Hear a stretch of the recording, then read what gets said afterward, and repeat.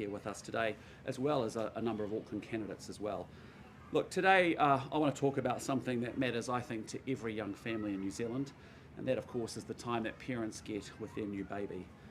The arrival of a new baby is one of the most important, it's one of the most special times in a family's life. And those early months are when attachment forms, when the foundations of language, health and emotional development are laid, and when mums recover from childbirth, often through a postpartum period that is often physically and mentally demanding. But we know also it's a really expensive time too for families. Costs go up, and when you have a new baby, and household income often drops down just to one income. Well, National has a plan to support mums and dads with greater financial flexibility to give them the choice of spending more time with their baby at home. Today we're announcing that if re-elected, National will gradually extend paid parental leave from 26 weeks through to 30 weeks by 2029. We'll start with an increase to 27 weeks in next year's budget and then build that in over the next 2 budgets after that. And that's all part of our longer term vision to eventually get paid parental leave to 40 weeks, almost 9 months. The second part of our announcement is about giving parents more flexibility with how to take that paid parental leave. Right now, mums and dads can split their 26 weeks of paid parental leave between each other, but the rules actually prevent them from taking their paid parental leave at the same time. National will give parents the option to take all or some of their paid parental leave at the same time. So instead of just one parent taking 30 weeks, both parents could take paid leave together for 15 weeks. This is just a common sense policy that National has put forward previously and means that parents can make choices that best suit their family. And if you're a mum who's had a tough birth and need your partner at home longer than the standard 2 weeks, or if you simply want that time together as a family, you'll have that option. Thirdly, National will also continue to protect changes in the new Employment Leave Act that remove an unfair penalty on working mums and dads who take paid parental leave. Annual leave is currently paid based on average weekly earnings over the previous 12 months. And that means a parent who takes a holiday in the months immediately after returning to work, whether it's their first Christmas break as a family or a trip to see grandparents, could see their holiday pay reduced because they took time at home caring for their child. This penalty fell overwhelmingly on working mums. National has pushed for changes that ensure parents receive their full holiday pay when they take their annual leave in the months after returning to work. And this change to remove an unfair penalty on working parents who take parental leave complements our earlier announced changes to KiwiSaver that we announced back in June. Right now, many parents stop contributing to their KiwiSaver while they're on paid parental leave because money is tight during that time. But it means that they then miss out on the matching contribution, and again, overwhelmingly, it's working mums who face that penalty. Well, we're going to fix that because from the 1st of July next year, the government will make a contribution to a parent's KiwiSaver while they're on paid parental leave at the default rate, even if they're not contributing themselves. In closing, a strong modern economy depends on parents getting the time that they need with a new baby and then returning to work with confidence.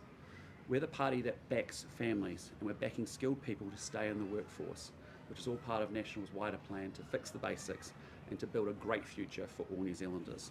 And with that, all of us are happy to take any questions you may have. Was there any thought to, instead of progressively raising the age over time, just doing it all next year in one fell swoop? Well, look, it's important that we do it while we're linked up to our fiscal strategy, and as you know, we're working very hard to get to a surplus situation, and so that's why we will see a ramp up as we get closer to delivering the surplus. And so digesting it and having a gradual increase each year over each of the budget periods, a bit of an acceleration in 2029 as we return to surplus, and then as we stay in surplus and generate more surplus, we want to be able to obviously push on and build that out to 40 weeks.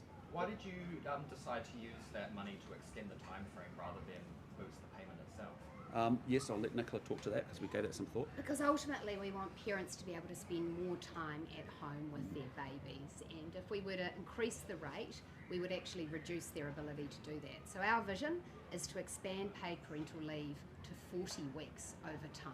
This is the next step forward to bring it up to 30 weeks, consistent with our financial goals of getting New Zealand's books back in surplus and paying down our country's debt. This is a priority for us. We want strong families and that are raising great kids, and that's about supporting families to have that time with their kids with a bit more financial breathing space. Sorry, did you say 40 weeks overtime? Yes. Have you got a time frame for that at this stage, or is that just at some point you'd like to hit 40 weeks? Our commitment is to reach 30 weeks within our next term of government, and then to set out plans to extend to 40 weeks over future terms of government. There's obviously a few elections between now and then. But I think also, Jason, we're trying to also be financially responsible, saying, at the end of 2029, we expect our books to be back in order and back to be generating surpluses. And that is the perfect time to be thinking about surpluses as to how we might help support and continue to gradually lift up to 40 weeks in time. So is the amount that paid parental leave that's actually paid, does that amount need to increase?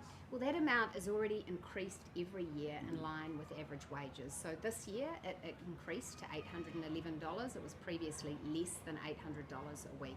And we intend to keep increasing paid parental leave with those increases in wages, with that cap there. But our goal is to increase wages for all New Zealanders and to see paid parental leave payments increase in line with that. Does that also include sole traders and contractors? Yes, self-employed people are included within the paid parental leave provisions, and we intend to keep the law as it stands in relation to self-employed people. However, building more flexibility in for them so that they can transfer some of their leave to their partner to take it at the same time or in overlapping instalments. Is this something that you might struggle to get your would-be coalition partners on board with, the ACT Party New Zealand First? Have you had any conversations with them about this? We haven't, but I wouldn't expect we should have any challenges. It's just common sense policy to support families and to build stronger families and to build literally the future for New Zealand. There is no better future for New Zealand than investing in our kids.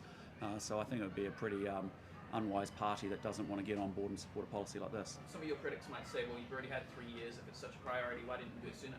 Well, as I said, you've heard us come out and talk about what we want to do about KiwiSaver contributions, lifting those. That helps families, it helps our children down the road.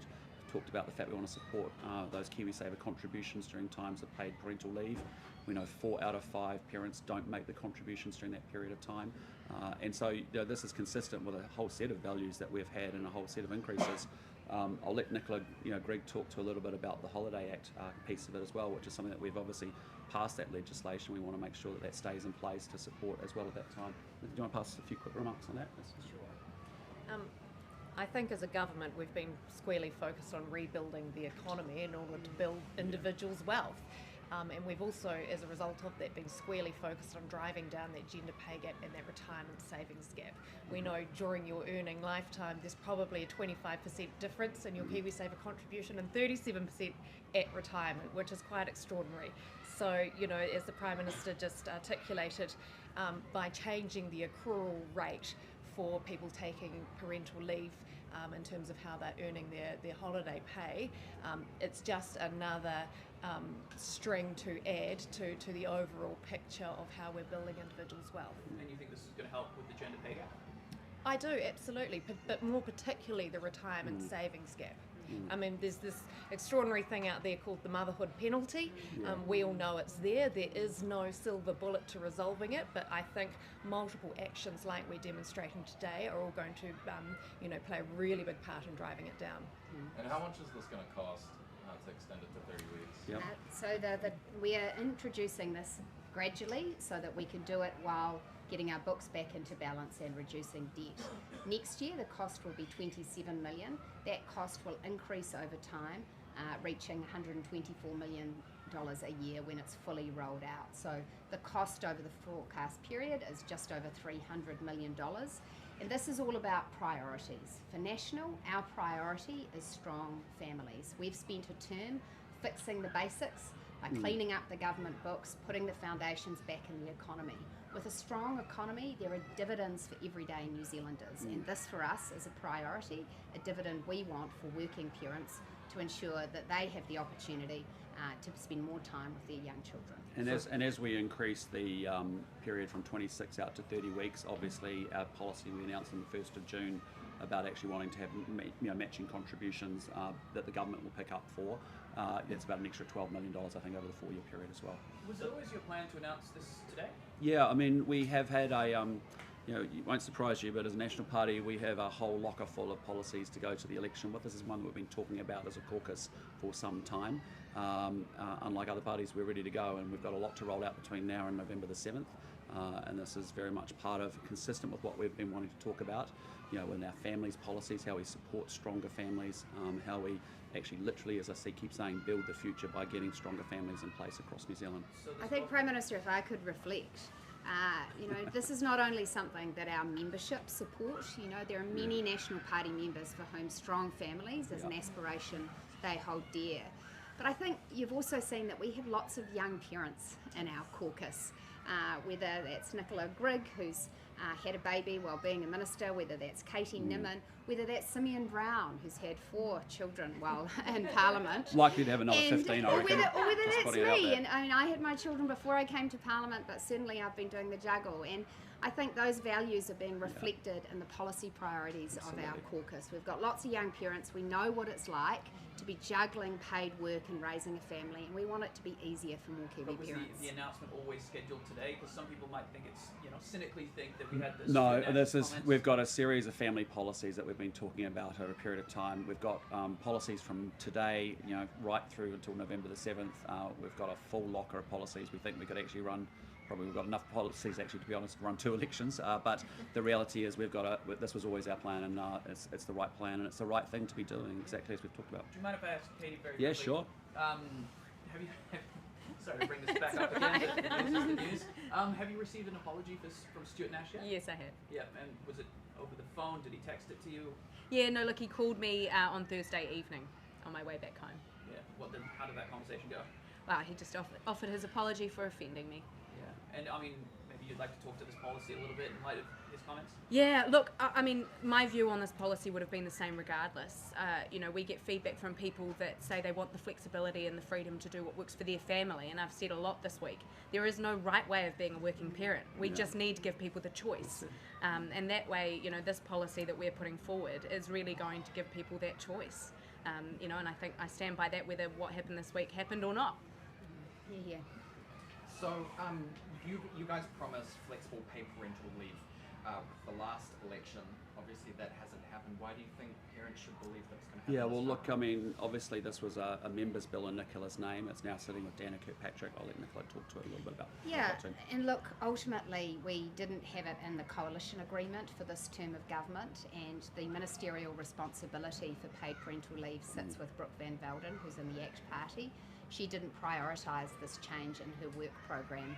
What we're making clear today is we will absolutely ensure this policy is prioritised in our future coalition agreements and prioritised in our government work program. Look, I think it is a shame that it wasn't prioritised within the Minister's program for this term, and we're really keen as a national party to see this done. And so what you're hearing from us today is paid parental leave is a key priority, not only extending it, but making it more flexible, and you can expect to see that reflected in our coalition agreements.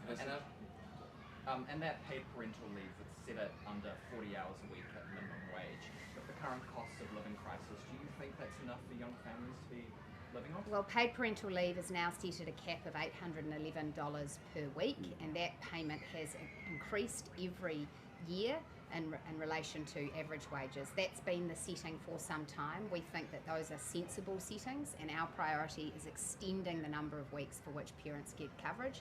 That will give them a lot more financial flexibility. Minister, you would have seen the stories this week about the Green Party's wealth tax and Treasury's forecasting about how much the taxable wealth might be overseas. I mean, what's your reaction to that, given the fact that with 2% wealth tax, 35% of the wealth that would have otherwise been taxed going offshore? Well, the simple fact is you impose a wealth tax, you're kicking wealth out the door, and you actually reduce the amount of wealth in the country because people have a choice about where they take their capital.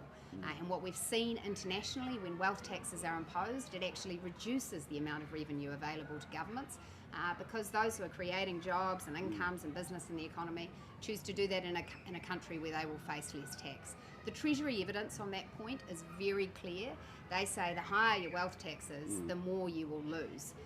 And it's interesting to me that Chloe Swarbrick, who often says, evidence-based policy on this issue has just completely ignored the international and Treasury evidence because it doesn't suit her. Yeah. Well, the fact is, if you tax people with the wealth tax, you lose wealth, income and jobs in your economy. And I think, Jason, I mean, the thing is, why on earth would a Weta, a Rocket Lab, a Halter want to stay in New Zealand with a wealth tax?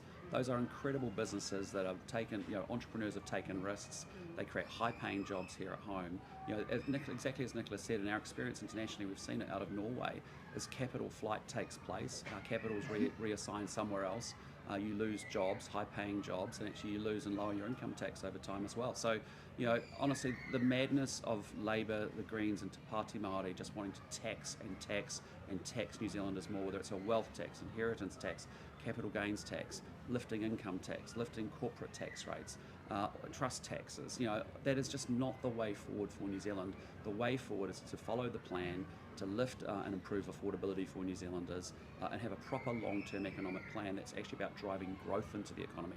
That's how we propel our way forward, not by taxing it and putting a wrecking ball through the economy. The Greens have also come out this morning and called for a one-year pause on the consenting of any new AI data centres. Is this something that you might consider? No.